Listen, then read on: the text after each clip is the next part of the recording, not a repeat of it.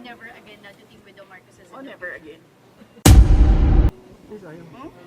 Pero bang, mga never again na dating with the Marcoses? Oh, never again. Why, ma'am? Sit down tayo. Sige ma'am. Kailan niyo gusto ma'am? Sa baba ma'am. Ma'am, last question na lang. You kind of turned emotional when we asked you kamusta ka na kanina and you not asking for help to anyone, even kay CGMA, kay Kung Ma'am. makikita nyo, di ba, kahit asawa ko wala siya dito.